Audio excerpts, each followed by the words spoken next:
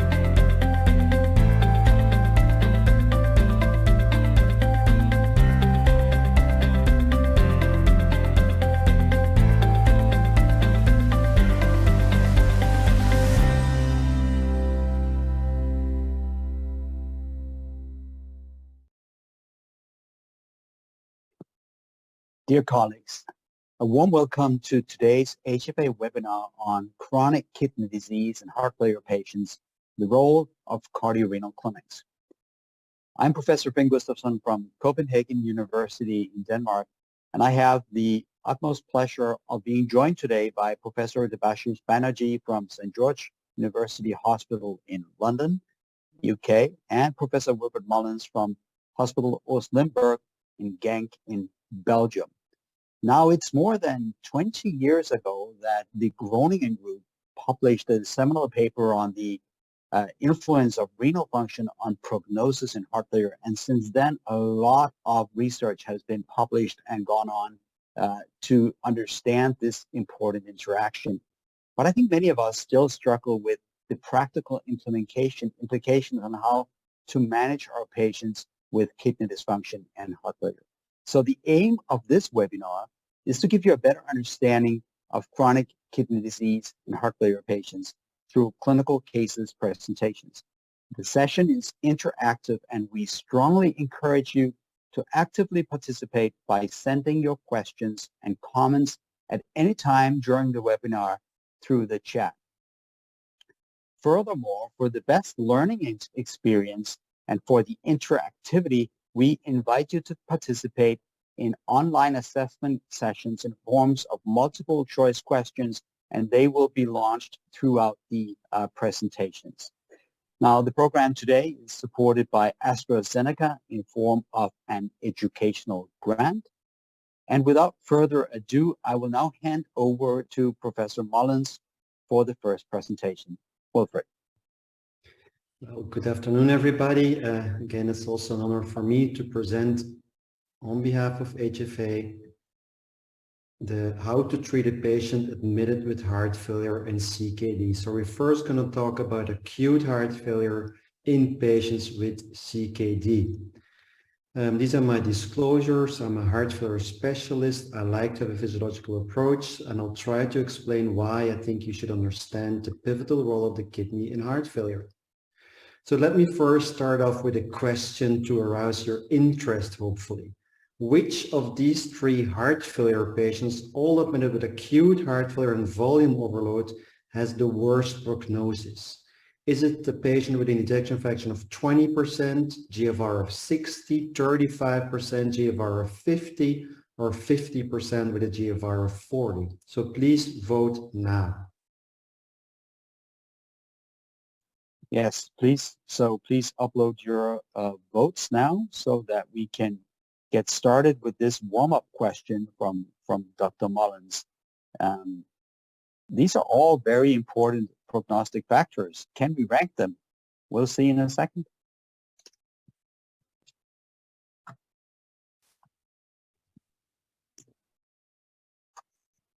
And you have to be fair and honest with yourself by answering these type of questions. What is your first thought?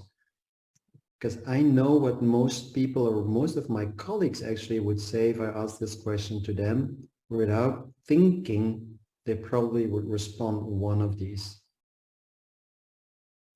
So one thing that could be of interest, of course, would be to know how many cardiologists and how many nephrologists are here listening to us today. That may also influence the result of this voting. And I can disclose that the results are up now. And indeed, 29% of our viewers felt that the option number one was the correct one. So that would be the one with ejection fraction of 20 and eGFR of 60. 19% felt that it was the patient number two with ejection fraction of 35, eGFR 50, and 52%. So the majority felt that it was the patient with the highest ejection fraction, but the lowest eGFR.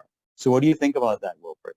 Well, I think then the people who are watching are probably not the right ones to watch. So I think you can all turn off your screens because I cannot teach you anything. But anyway, I think you answered the question correctly. CKD is very important. It's more important than as a prognostic error than ejection fraction. But the problem is that we fail to acknowledge that CKD is more important. And we have to bear in mind that everybody loses about 1 ml of GFR per year if you reach the age of 50. If you have heart failure, that is however accelerated to 2.5 mLs per year, and there are only 2 drugs that have shown to reduce the progression of CKD in heart failure, and that is RAS inhibition with ARNI therapy and SGLT2 inhibitors. And that's the reason why we have to do our utmost best to put these patients on these type of drugs. What's also important is that we recognize that GFR should always be taking into account also the drugs that the patients are taking, because you can have a high GFR without these drugs, which has a worse prognosis than having a little lower eGFR under these drugs. So it's medical therapy and the GFR in combination that we should think of when we actually are assessing risks. Now let us go to the patient case. We have a 75-year-old male diagnosed in 2020 with a non-ischemic cardiomyopathy, and at that moment in time his GFR was around 50. He was medically treated with ARNI, bisoprolol, spironolactone. At that moment in time there was no proof for SGLT2 in these type of patients. Ejection fraction improved from 30 to 50%, which is something that we often see in non-ischemic cardiomyopathy patients, and then he was doing fine. The disease was better, but it was not cured, as in January of the 7th of this year, he presents himself with progressive dyspnea after an upper airway infection with his general practitioner. Elevated NT-proBNP, GFR reduced to 37, and clear signs of volume overload. So the general practitioner does what he needs to be doing. He puts him on bumetanide orally and kept the rest of his medication similar. The day afterwards, which is of course a Saturday, the patient doesn't feel better, calls his general practitioner, no response, and then the patient comes to the emergency room with more dyspnea.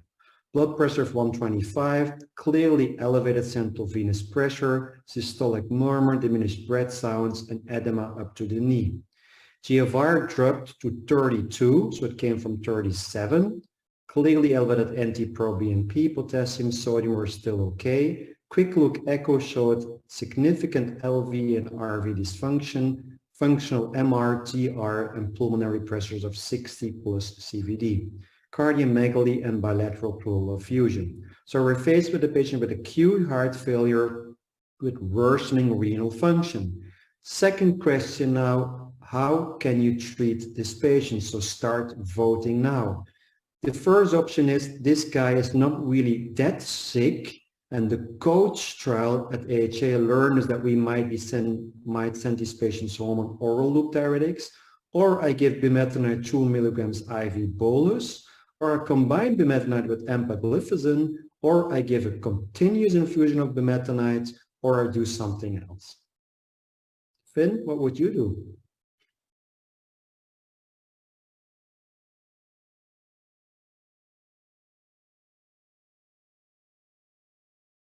while we're waiting the results. This is, of course, yeah, Finn? Sorry.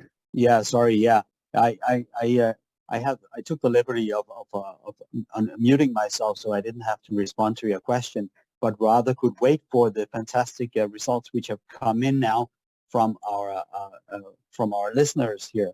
And indeed, when we look at the results, and they have now come in, the majority of our viewers here would go for option 3. That would be bumetanide 2 milligrams IV bolus and empagliflozin 10 milligrams. So I presume this is given at the same time, so right there in the ER. Is that how you envision it, Wilbur? Yeah, I think what you actually are saying is probably the right way to go. And science goes really fast in heart failure now, because we wrote a document with HFA a couple of years ago, how to guide diuretic therapy in acute heart failure, which has been incorporated now in the guidelines.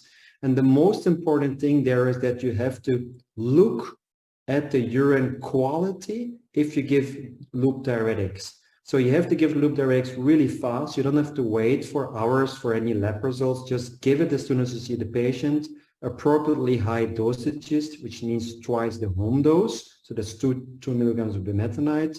And then do an early evaluation. We suggest that you look at natriuresis, which should be at least 50 to 70 megs per liter. The other option is that you would look at urinary output, which would be at least 100 cc's per hour. But that's really important, because if there's not enough sodium and water coming out, you have to escalate the dosages of your diuretics. Now, combining it with empagliflozin is probably the way to go. This has been shown now in several trials that adding an SGLT2 inhibitor early on will help you to save lives and hospitalizations on the long term. We're not really sure that it will help you to decongest them better, but it will make a difference on the long term. Now, let us go back to the patient. So what we did at that moment in time, we gave him bumetanide. And let's focus now on the diuretic agents. So we give him bumetanide 2 milligrams of bolus, and there will be 2 types of trajectories for this patient. This is the first trajectory. We give him bumetanide at 1 p.m. We evaluate his sodium output, which was 90 megs per liter, which was really good. It was above 70. And his diuresis was 300 cc's per hour. He was still moderately congested, so we repeat the same amount of bumetanide, let's say 8 or 12 hours later. And the day after, so on Sunday morning, we reassess him. He peed out an additional 2.2 liters, but his creatinine dropped to 27.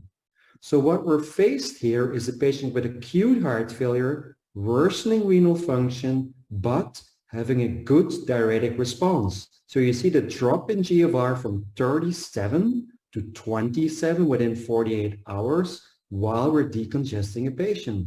And like Finn was alluding to previously, this was a patient which we felt really very unpleasant with a couple of years ago. Luckily, we had a lot of insights over the last years how to evaluate these kidney function changes throughout the heart failure trajectory. And this basically is a patient which has worsening renal function, yet having a good diuretic response. Really important. So you see a drop in GFR, but you see a good diuretic response. This is pseudo worsening renal function, and it's not really something to worry about too much. We argue, or we recommend to just continue your decongestive efforts and just monitor electrolytes and creatinine. Of course, if the creatinine goes really high, you have to do something more. But in most instances, this is just an intraglomerular hemodynamic change, which does not translate in worse outcomes at the end of the day. Now let us look at another trajectory. The same patient, we give him bumetanide, but the diuretic response is significantly less now. Only 40 megs per liter of sodium and only 65 cc's per hour. So the algorithm of HFA guideline-based tells us to increase the bumetanide now to 4 milligrams as a bolus. And the day afterwards, we see that still that patient doesn't pee out much. Creatinine increases the same. So we're faced now with a patient with acute heart failure, again worsening renal function, but in contrast to the previous trajectory, he has a poor diuretic response. So this is a completely different clinical picture. And that's the main message of my talk here. You have to look at the diuretic response while you're assessing worsening renal function during acute heart failure. And here comes the third question. How are we going to treat this type of patient? So please vote. Are you keep on doubling the loop diuretics? Would you add now a thiazide? Would you add spironolactone, a low-dose dopamine, acetazolamide, or ultrafiltration? Finn? Yeah, so this is a great question. I actually wanted to ask one question to you, Wilfred, while we're waiting here, if that's okay. Because when we co-administer SGLT2 inhibitors, which may increase free water clearance, does that change the target for urinary sodium we should go for when we now treat with based on that when we titrate our loop diuretics? Is that something that has been studied, or do we know?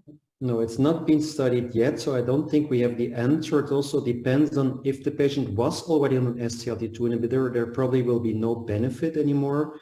We know that if you add a SGLT2, it's mostly a diuresis. Potentially the initial days also a little bit of natriuresis, but I feel, or a lot of us feel, it should not be seen as a diuretic agent. There are a lot of pleiotropic effects with SGLT2s that we don't really understand, which also relates to neurohormonal inhibition. So I don't think we should be using these agents as diuretic agents. We should be using them as disease-modifying agents. And with the goal of natriuresis, we don't really know how to incorporate that. Thank you for that. So we can still go with the 50 mg of sodium in the urine. Yeah. Okay, great. And while we have been discussing this, the response have come back, and I will disclose that I am pretty much in agreement, because the two largest responses have, or proportions have come to adding a thiazide, which is 22%, and then potentially in the honor of the speaker here, 29% felt that acetazolamide could be a viable option to improve the situation for our patient here. So what do you think about that? Well, I think then it's good that we have this webinar, because we should change this to more people fit for acetazolamide, and I'll make the case for that. So we go back to the flow chart. We have a patient now who has a poor diuretic response. Now it's really of utmost importance that you rule out hyperperfusion. Hyperperfusion means almost cardiogenic shock, and this is really rare in acute heart failure, but if that is occurring, these patients need inotropic support or even mechanical circulatory support. Most of the times, however, there is no hyperperfusion, but there is just diuretic resistance, and then you have to increase the diuretic intensity or consider IV vasodilators. Until recently, I would also be in favor of adding a thiazide. Thiazides were distal in the nephron, and they might counterbalance the hypertrophy that you see with chronic utilization of loop diuretics. Now, this was a patient who was not on chronic loop diuretics, so I don't really expect a lot of distal hypertrophy. Also bear in mind that even after extensive propensity matching, that thiazides are linked to worse outcome with regards to mortality. So these are not safe drugs to use, especially not if you use them long term. These drugs also have a slow GI absorption, so you need to give them hours before you give the loop diuretic agent. Another option might be a high-dose spironolactone, and this has been tested in the Athena trial. In that trial, we compared 25 versus 100 milligrams, and the additional higher dosages did not lead to more diuresis, did not lead to a more significant reduction in NT-proBNP. So spironolactone is really important, but it's not a drug that will help you to decongest patients easier if they are already on a low dose. And when you go back to the kidney, what the problem in the kidney is that there is too much sodium reabsorption, especially in the proximal parts of the kidney. And when we give loop diuretics, thiazides, spironolactone, vaptans, they all work distal from the site where most sodium is reabsorbed. And that is why we focused on the proximal part in the AT4 trial. AT4 was a really pragmatic trial, prospective, multi-center, where we compared high dose of loop diuretic therapy plus placebo versus high dose loop diuretic therapy plus 500 milligrams of acetazolamide once daily IV bolus. It was pragmatic. All patients with acute heart failure with volume overload already on loop diuretics with elevated NT-proBNPs. And the results were really impressive. After 3 days, we had 46% patients, the likelihood of being dry was 46% higher in the patients treated with acetazolamide. Now you might think, I don't need the drug because I give it thiazide and I can have the same results. Well, we let the investigators do whatever they wanted after the first 3 days. So they might have added the thiazide, but still the upfront use of acetazolamide was significantly better at discharge. Only number needed to treat of 6. So 6 patients for 3 days of acetazolamide did make a difference, which could not be made up by adding something else after the first 3 days. The reason for that is if you give acetazolamide, which blocks sodium uptake in the proximal parts early on, you will prevent loop diuretic resistance from occurring. So these are the decongestion scores over consecutive days, and you see there is an incremental benefit of acetazolamide if you use the drug early on. And this is mainly related to this effect on natriuresis. We have several sub-analyses now also just published in the circulation showing the importance of adding this drug all over the range of ejection fraction and looking at natriuresis as a very important primary endpoint. When we look at the other agent, which is vasodilators, they too might play a role in these type of patients. This is a normal heart, which normal heart is preload dependent and is afterload independent. If you give a vasodilator to normal hearts, they will have a drop in preloads, therefore blood pressure will drop. If you, however, have a failing HFrEF patient with a large ventricle, they're afterload dependent. So giving a vasodilator there will increase stroke volume on the afterload part, but it will also bring you to a better point on the Frank-Starling curve on the preload part, there too increasing stroke volume. So vasodilators in these type of patients are extremely helpful, even in patients with significant aortic stenosis. They turn out to increase cardiac index tremendously. Now you might think, why is that? Because in aortic stenosis, the resistance is the valve and not the systemic vascular resistance. Well, the reason is that we're talking about HFrEF patients. And HFrEF patients have a very large ventricle with a very high wall tension. And wall tension determines afterload a lot more than systemic vascular resistance. So giving vasodilators which decrease wall tension, and my most favorite one is nitroprusside, will actually bail you out a lot of times without needing an inotropic support. So nitroprusside is an arterial vasodilator. We just started with up-titrated according to mean arterial pressure, and it almost always helps us to bail out these type of patients.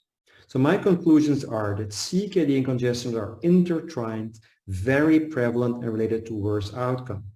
Hemodynamics and hormone stimulation promote sodium retention, but ongoing congestion should be our target, definitely through addition of proximal working agents. In selected low output HFrEF patients, vasodilators often bail you out, and worsening renal function should never ever equal stopping decongestion or stopping neuromonal blockers. Bear in mind that on the long term, SGLT2 and ARNI do lower down the progression of CKD in heart failure. Back to you, Finn. Well, thank you so much for this really very, very, very insightful lecture. And I can see that it already spiked a lot of very interesting questions. Some of them we will deal with when we have finalized both talks here. But I do have just two quick questions for you, Wilfred, that I think relate very well to what you have told us here. One is that came in the chat was, would you recommend using oral acetazolamide if we don't have the IV formulation available? based on the ADWAR trial in your experience? Yeah, so based on the ADWAR trial, I cannot really confirm that because we use intravenous formularia. Based on our own experience and experience from a lot of other people, the drug also works orally, but it's more difficult to predict the response because you might have less GI absorption. And if we give it orally, we give 250 milligrams once daily orally. I would never give the drug chronically, because a lot of people think that it's a chronic. This is a drug to use acutely for a couple of days, but not chronic utilization. Well, thank you for clarifying that. Could you also help us, if your patient had developed significant hyponatremia, how would that have affected your management strategy in this patient was one of the questions in the chat, which I think is a very common, very important question. Very important. So first of all, make the distinction between depletional and dilutional hypernatremia. In these type of patients, we expect it to be dilutional. So that means volume overload with a lot of water, but also a lot of sodium retention. These type of patients retain water and sodium. But here, water is the most important thing, and we would do exactly the same. We would add upfront now acetazolamide, add vasodilators, because you have to increase the nephron flow to get rid of the water and the sodium. We hardly ever use veptans, because veptans can only give diuresis, but you need to increase nephron flow through the utilization of proximal working agents in combination with loop diuretics plus vasodilators. Would you then also advise against fluid restriction in those patients with hypovolemia and hyponatremia? I'm basically a little bit against fluid restriction in almost all acute heart failure patients, and the reason for that is that you need volume to excrete sodium. Bear in mind that our normal sodium levels in plasma are 140, but we almost never reach 140 in the urine. So if you're not going to let people drink, they cannot get rid of the sodium. And it's really difficult to tell to somebody with really a lot of ADH levels, if they have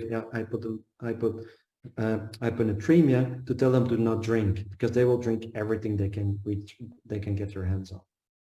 Fantastic. Thank you very much, Wilfred. So that will lead us on to our second talk, which will be delivered by Professor Banerjee from the UK, and Dr. Banerjee is a nephrologist, so that makes this session even more interesting and interdisciplinary. And I can tell you, Debashis, there are already many good questions for you in the chat, so that we will take when you're done with your presentation. But please take it away. Thank you very much, Finn. Now moving on with my slides, I'm very pleased that Professor Mullen spoke before me, because he emphasized once again the importance of kidney failure in heart failure patients with his first question, where the patient with a better ejection fraction had a lower GFR and had a poorer prognosis. So if I can move my to the next slide, please. Okay, these are my disclosures. And let me start with another case, which I actually show in my kidney failure, heart failure clinic. This was a 54-year-old Bangladeshi gentleman, diabetic, chronic kidney disease with known heart failure, was followed up by his general practitioner. And when he presented to us, he presented mainly with breathlessness, swelling, tiredness, with a slightly high blood pressure. He was on medications, which are mentioned here.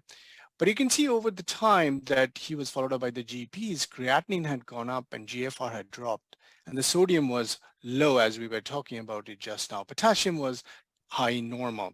Ejection fraction done on a quick echocardiogram showed ejection fraction of 20%. His hemoglobin was low, so was his ferritin and transferrin saturation.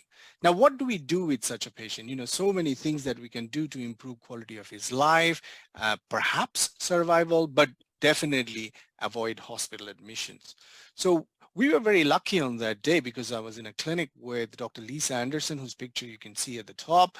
She was the cardiologist, another available nephrologist, the PD nurses, and the anemia nurse. So on the same day, we started him on a loop diuretic and added a thiazide diuretic. The cardiologist decided to do a myocardial perfusion scan followed by an angiogram, and ultimately he ended up having an ICD. The anemia nurse on the same day could give him some intravenous iron, And because his GFR was low, he could go and see our peritoneal dialysis nurses who are on the same corridor where we do the clinics. So he avoided several hospital admissions and got the care that he needed to prevent hospital admission and plan his forward care. And here comes the role of multidisciplinary clinic. So what I'm going to do during my talk is emphasize once again, as Professor Mullins said, that chronic kidney disease is a major problem in heart failure patients, and talk about the management, which includes all of these medications. But while I'm talking about that, like Professor Mullins did, I will go through the challenges in maintaining these patients' kidney function and potassium, etc. And at the end, I will talk a little bit about how we set up our kidney heart failure clinic at St. George's Hospital. Now, kidney failure in patients with heart failure is quite common. And this is meta-analysis by Dr. Dama. And you can see including the registry studies, there's a large proportion of patients of heart failure in different trials with chronic kidney disease. And here you're looking at 32%, but excluding the registry studies, it's about 47%. And the other thing that we see is worsening renal failure with starting new medications, which is also not uncommon in a quarter of these patients. So you've got a whole variety of kidney problems in patients of heart failure that you see in your clinics. Now, before I move on, I wanted to emphasize that for our patients who are a lot of the times quite elderly, frail, they value their quality of life. And that is jeopardized when you have chronic kidney disease with heart failure. And then results in multiple hospital admissions, which can tell you the patients really dislike. And I was talking to a patient just before I joined the webinar, and he was telling me how much he dislikes hospital admissions. And they are worried about death, of course. Now, as the kidney function declines, the chance of heart failure hospitalization, heart failure deaths go up in patients with heart failure. And that's what is shown in this particular placebo arm of the Everest trial, which you know was a tolvaptan trial. And you can see that as the GFR goes from more than 90 to less than 30, which is the blue line at the top, the cardiovascular death and hospitalization rates are going up exponentially. So this is a big problem in patients of heart failure with chronic kidney disease. And that was exactly what was shown in Professor Mullins' first question. And there is a bunch of patients that I look after who are on dialysis, and if they have heart failure or even a hint of heart failure with fluid overload, they do very badly. So in this particular slide, I'm showing you that patients who have heart failure, which is the light blue line, do badly, who are in there on dialysis with a survival of less than 12% at 60 months.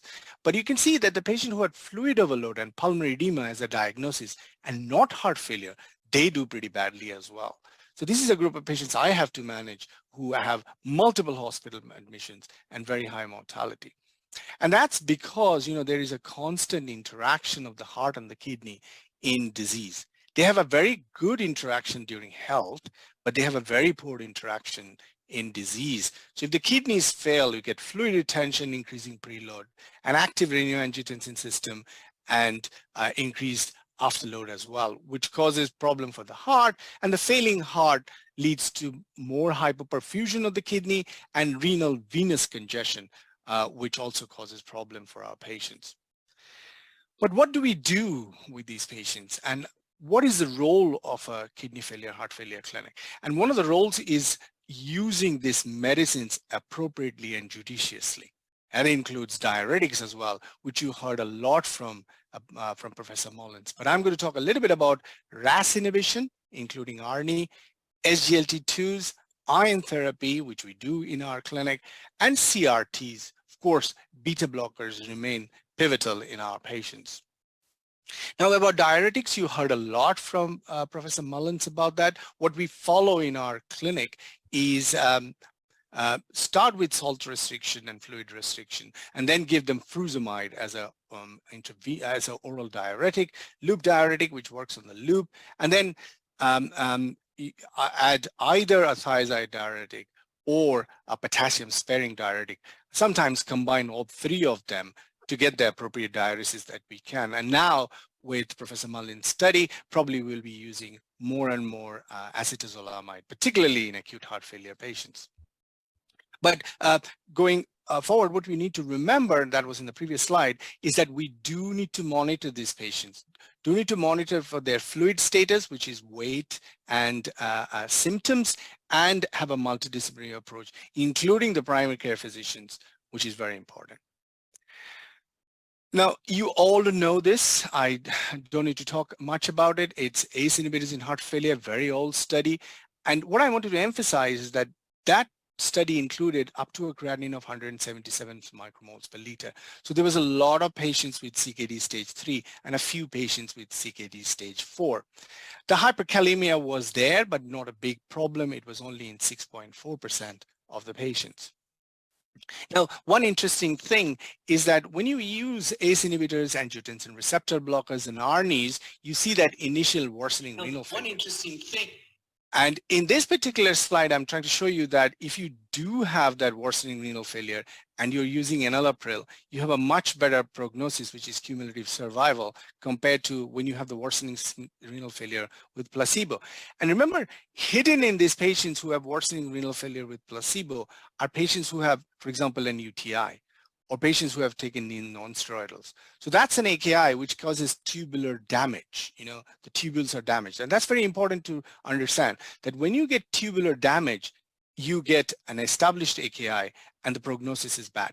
But when you get hemodynamic changes inside the glomerulus, which Professor Mullins emphasized again and again, that's fully reversible, right? That's perhaps a good thing to have. And again, when you look at use of spironolactone, this is the RAL study, which was done quite a long time ago. And you can see what I wanted to emphasize in this particular slide is that potassium perhaps doesn't matter. Whether the potassium goes up or not, the patients do as well. So if you look at the middle of the slide, you can see the benefit of spironolactone over placebo. On your left-hand side, it shows that as soon as you start the spironolactone, the potassium do go up. But on your right-hand side, you can see whether the potassium is between 5 and 6, or extreme right, or is it between 3 and 4, patients with spironolactone tend to do better. But here, hyperkalemia with a potassium of more than 6 was seen in only 1% of the patients. Now, ARNIs are something which you are all using more and more of, and everybody is aware of this particular study. But just to emphasize that they did include patients with CKD stage 3 up to a GFR of 30. And hyperkalemia was seen in 16% of the patients, and potassium more than 6 was seen only in 4% of the patients. And in fact, analysis later on have shown that the hyperkalemia incidence with an ARNI is perhaps less than what we see with an ACE inhibitor. And so is the GFR decline. Now, here is a bit of physiology, not much of it. I'm trying to emphasize once again that worsening renal failure that happens with starting ACE inhibitor, which is at the bottom in red, is because of hemodynamic changes in the efferent artery, the artery that takes blood away from the glomerulus. It dilates and the filtration pressure drops and the GFR declines, but that's not a bad thing, which I'm showing in figure 2. But more and more use of SGLT2 inhibitors, you can see that initial decline in GFR that I'm showing you here in figure 1 in the Credence study, but that's because of increased delivery of salt and water to the afferent arteriolar side in the juxtaglomerular apparatus and the distal tubule, which causes afferent artery vasoconstriction. Again, lowers filtration pressure, but causing vasoconstriction. But again, hemodynamic, so this is not a bad thing. I want you to remember that. Hyperkalemia could be a problem, and it is more so as the GFR declines. This is a study in a large group of patients. You can see the hyperkalemia incidence is about 11% with CKD stage 5. But more and more we are using the potassium binders, and on the right-hand side, you can see a potassium binder patarimer, which does lower the potassium and maintains it over a long period of time. And similar evidence is there for sodium zirconium. Beta blockers goes without saying that there is very good evidence in CKD patients, which you can see on your right-hand side, both for death and hospitalization. But on your left-hand side, which you may not be aware of, that we have a randomized controlled trial, an Italian study by Dr. Cicce, showing that carvedilol actually improves outcome in patients with ejection fraction of less than 35% and on dialysis. So beta blockers have evidence in our very, very severe CKD patients as well. You heard about SGLT2 inhibitors from Professor Mullins, and you have seen this data from the DAPA heart failure study, the first one, which is right there in the middle. But what I would like to emphasize is that if the GFR is less than 60, as you can see in the bottom panel, the evidence for benefit is exactly the same if the GFR is more than 60. So, you know, our CKD patients who sometimes don't get the right medications, I try to get this message across that they should not be deprived. And very similar, more recently published study of dapagliflozin versus matching placebo in ejection fraction of more than 40% as well. So heart failure with preserved ejection fraction. So again, an exciting development in heart failure patients and also with CKD. Again, another new drug, which you're all very aware of, very secure. And you can see it has been used up to a GFR of 15, so going down to CKD stage 4. And you can see equal benefits, which I have shown you at the panel below, that patients between 30 and 60 gets very good benefit, perhaps not so convincing with less than 30. We do CRTs in our patients with chronic kidney disease. And the reason is we have evidence like this, where you can see clear benefit of CRT therapy in patients with CKD. Now, I've chosen this study particularly because half the patients had CKD with a GFR of less than 60. And as you can see in the bottom panel, you get exactly the same benefit as in higher CKD. So summing it all up in this particular slide, I hope I have convinced you that there is good evidence of ACE inhibitors.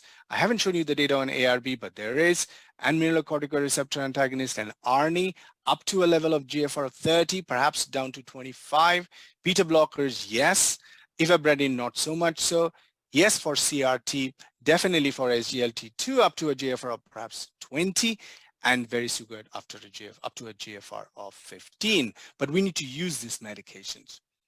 The last thing I wanted to show was about use of intravenous iron, which is another thing which improves quality of life. And remember, it's a very important thing for our patients with CKD and heart failure. Here's the first study with using intravenous iron, but a short study. But they did include patients with a GFR of less than 60. I mean, GFR was actually 64. So about half the patients who received intravenous iron had heart failure with reduced ejection fraction, had an improvement in quality of life and 6-minute walk distance. And these are the, this is another study well done during the COVID times. And you can see acute heart failure patients do benefit from the same approach. So giving the intravenous iron while they're in hospital, and you can see clearly a benefit with hospitalization rates. Now, there is an exciting study in dialysis patients, which you may not be aware of, where giving high dose intravenous iron, which is 400 milligram twice every month at the beginning of the month, is associated with better outcome and decrease in heart failure hospitalizations by 34%. Now, how did we set up the clinic at St. George's? One of the things that we noticed with our acute heart failure admissions at St. George's is that, again, we had a lot of patients with CKD, and you can see here 47% of the patients had chronic kidney disease. And what we saw at that stage in 2015, that patients who were going home with triple therapy, which is not SGLT2, but MRA, beta blocker, ACE and ARB, with severe CKD was 12%. And with that, we approached our clinical commissioning groups and convinced them, and we could set up our clinic, which takes care of these patients who come in, get services from a cardiologist, nephrologist, and an anemia nurse at the same time. We use all the medications that I talked about, use the diuretic in appropriate doses. We give them a target weight, and we tell them to maintain the weight and increase and decrease the diuretics as necessary. We give them intravenous iron, and hoping that you can see in the middle of the slide that there will be better quality of life and fewer hospitalizations, and perhaps fewer deaths as well. This is the first 124 patients that we treated in our kidney failure, heart failure clinic. Again, you can see we started with 124 and we had a high mortality, which is very common in our patients, but we could increase their dual RAS inhibition, including a ACE inhibitor, ARB, or mineralocorticoid receptor antagonist, and correct their iron deficiency. But what is very shocking to me and perhaps to everybody is the hospital admission rates. This is again from our clinic, 318 patients with 443 person-year follow-up. You can see in the 667 total admissions with 201 heart failure admissions. So quite a large number of admissions in our patients, particularly with reduced ejection fraction and particularly with low GFR, which Professor Mullins emphasized. So coming to my case, and this is a case I saw last week in my clinic, an 84-year-old gentleman with diabetes, ischemic heart disease, and ischemic cardiomyopathy with heart failure and reduced ejection fraction, CKD stage 3, normal ECG, independent, lives with his wife, walks his dog for a long period of time, and the only thing that he wanted from us was to avoid hospital admissions. He was very clear about it, that he didn't want to come into hospital, and he was happy to take any medications that would keep him out of hospital. He was already on insulin, antiplatelet agent, a statin, a good dose of furosemide, bisoprolol, an ARNI, full dose, dapagliflozin. His GFR was 30, sodium was 135, potassium was on the higher side, hemoglobin was 120, ferritin was 84, and hemoglobin A1C was 54. So my question is, are we going to give him another medication? So if you go to the next slide, are we going to give him another medication which improves quality of his life and keeps him out of hospital? So do we get the, I think you may need to switch into the next one so that we can get the questions up. Okay.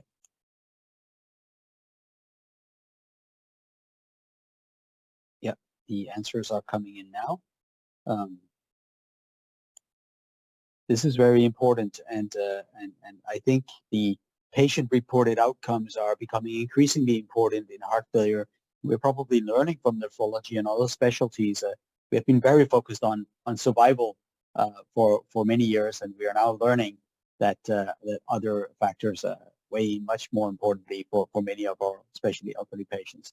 So the vote result is back, and in fact the audience voted for starting eplerenone in our patient. So how do you feel about that?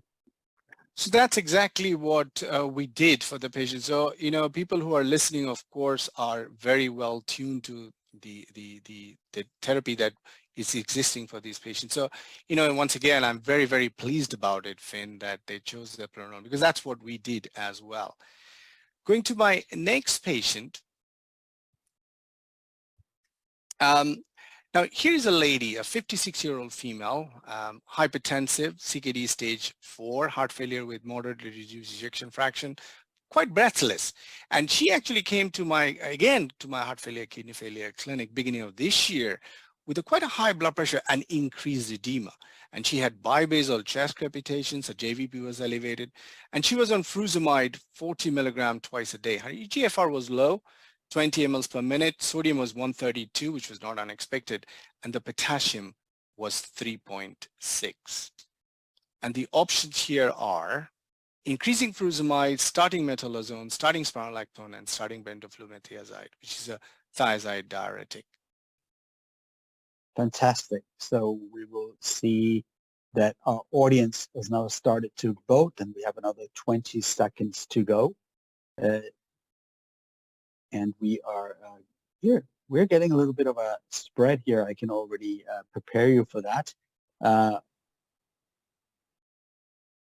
There is indeed now, as we are getting them here, we are moving towards a starting spironolactone being the winner with metalazone as the runner-up. And how does that play into your the practice you use for this patient? Now that's really amazing, Finn. I mean, of course, the potassium was a bit low, so we had to do something about it, either supplement with potassium or definitely use as potassium sparing diuretic, which we did for this patient, and we increased the spironolactone dose later on. But what we also did is actually admitted her and started her on intravenous 200 milligrams per day of furosemide as well. And in this particular patient, now with the study that Professor Mullins does, there is a definite role of 500 milligram of intravenous acetazolamide as well to get rid of salt and water much quicker. So I didn't put that as a choice, but I probably next time will include that because that's a good option too. So to conclude, if I go to my next slide, yes. So what have I said today? I have emphasized that chronic kidney disease is common in heart failure patients associated with poor outcome. And that's exactly what Professor Mullins' first question was all about. I emphasized quite a lot that AKI in heart failure is associated with high mortality, but the worsening renal failure that we see after starting ACE inhibitor, angiotensin receptor blocker, ARNI, or SGLT2 inhibitor is not a bad thing. So we shouldn't worry about it. In fact, last week I got an email from one of the general practitioners who measured the SGLT2 inhibitor, creatinine after initiation of SGLT2 and a slight rise in the creatinine, which was very interesting because our NICE guidance is not to do that, not to measure the creatinine. But of course I could reassure. Diuresis can be individualized in outpatients, but can be quite safe. You've seen that in Professor Mullins' presentation. Beta blockers, RAS inhibitors, SGLT2 inhibitors, very good. Now, they all have evidence. But what I can tell you is when you look at any registry studies, they are not properly utilized. And that's where I think, and that's because, hyperkalemia, which I mentioned here, could be a problem, but it is manageable. But that's where the multidisciplinary clinic comes. If you take a decision together, so the heart and the kidney doctor together, and liaise that with the general practitioner, patient do stay on the therapy. Otherwise, there is a lot of changes, etc. But on the right-hand side, I've emphasized the fact that we do think about the individual patient. What do they want? What do they want from the treatment that we give them? And quality of life and control of symptoms is very important. It does require close monitoring, which might be with home monitoring, which is happening more and more and more nowadays, and a multidisciplinary approach, which I cannot overemphasize is very important. I'll stop there. Thank you very much. Thank you so much, Bashis. That was fantastic, and I really loved having this multidisciplinary approach to our patients who really are the highest risk patients, probably of all cardiology patients and potentially also of all nephrology patients. So we are really dealing with the tip of the iceberg in terms of risk here. Now, we have had many interesting questions come in, and we do have some minutes for discussion. So I would want both of you to help me out here. And I have a couple of very simple questions that I wanted to address for some of the things that we really run into in daily practice. Now, I wanted to ask you, because this came up on the chat, is there a lower limit for starting SGLT2 inhibitors in HFrEF of EGFR? So that's who would you not start in? Yeah, so that's a very good question. So there's a license indication, of course. Our NICE, interestingly, the NICE guidance in United Kingdom doesn't give a low GFR when they talk about the heart failure patients. But if you look at the CKD guidance, they have given a low GFR of 20, and that's the same as UK Kidney Association guidance. So when you think about the general practitioner, they will probably not initiate if the GFR is less than 20. But there is now ample evidence that if they've already been started and you continue till dialysis, and that we know since the days of Credence and then DAPA CKD and now the EMPA CKD, which was published this month, it is very, very safe. There is no increased risk of DKA or infections. So the safety is there, but probably when you're working with a general practitioner, 20. And Wilfred, what do you think about this? Yeah, I think the same. I think what Dipash is also alluding to is really important. If you have a patient who is on EMPA, for example, and the GFR is 22 and 3 years later the GFR is 15, don't stop the EMPA, just continue. we also have to bear in mind, just like all of us have emphasized, the absolute risks for these patients to die or to be hospitalized is extremely high. So the absolute benefit of adding such a drug might be even larger in this patient group than in those who have a higher GFR. Yeah, I would agree very much with that. And I think that's something we really need to keep in mind. Well, for a specific question came on, now there were no patients on SGLT2 inhibitors in the ADWAR trial. So we have limited trial evidence for that population. Do you have a concern about the co-use of SGLT2 inhibitors and acetazolamide in patients with acute decompensated heart failure? Yeah, the question keeps on coming back, which is understandable, but the reason why we excluded them was because when we set up the trial, there was absolutely no indication for SGLT2, and we wanted to avoid an imbalance in the two treatment arms. But there is absolutely zero risk if you would combine them. They were completely different, and they are probably synergistically. SGLT2 block glucose uptake, which is linked to maximum 10% of sodium uptake in the proximal part, while acetazolamide blocks another sodium channel, which is responsible for more than 60% of the sodium uptake. So if anything, they work synergistically, but they are not harmful if you use them together. Fantastic. And like I said before, SGLT2s are a disease-modifying agent. Acetazolamide is just like a loop diuretic, is a diuretic agent, which should be used dynamically in different dosages over time. So make sure the SGLT2 inhibitor stays on board, while the acetazolamide is just for the acute treatment until the patient has been decongested. Yep. Another question, Bashish, I read just, I think last week, the paper in New England Journal of Medicine about stop ACE inhibitor, looking at patients with, I think, cardiovascular disease. Only a few patients with heart failure, though, these recognized. But eGFR less than 30, should we stop or should we continue the ACE inhibitor? So what is your feeling? When should we stop the ACE inhibitor in patients with HFrEF when the eGFR is going down? So, that's a very, very interesting question, which we are eagerly waiting for the Stop ACE trial by Professor Bhandari. And you can see that we always knew that probably continuing these drugs is not a bad thing to do. We were kind of worried about the hyperkalemia and decreasing GFR, particularly in CKD stage 5 and maybe CKD stage 4. But it clearly shows that there is no risk.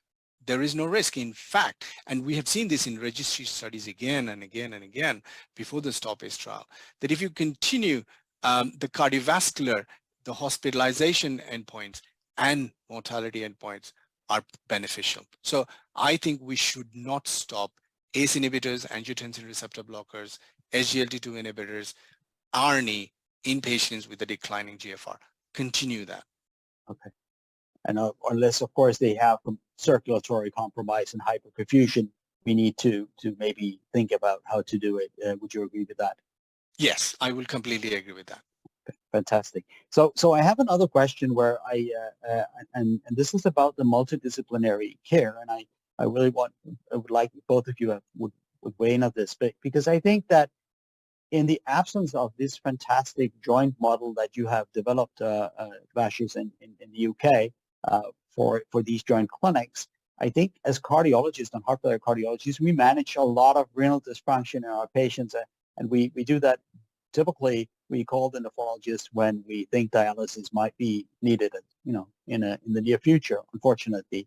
So we have probably become better at working with iron and treating iron deficiency in heart failure, I think. But one of the things I think that I'm embarrassed to say that I'm not very familiar with the management of it. I'm sure it's different for Dr. Mullins because he's the exceptional cardiologist. But the calcium, the tertiary hyperparathyroidism, the whole calcium metabolism, is that something we should worry about?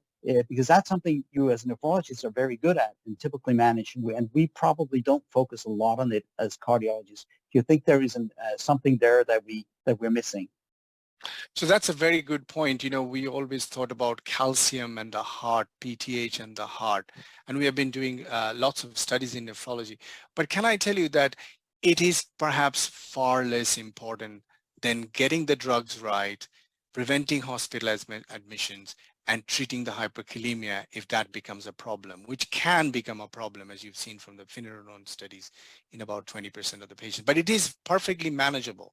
So I would say, as long as Dr. Mullins, an excellent kidney heart doctor himself, if you can manage the changes in hemodynamics and the rising creatinine, handle that well, and actually manage the hyperkalemia with a bit of acidosis management well, I don't think there is a major thing. But Finn, can I just say that the model always doesn't need to be that the kidney heart doctor are in the same room.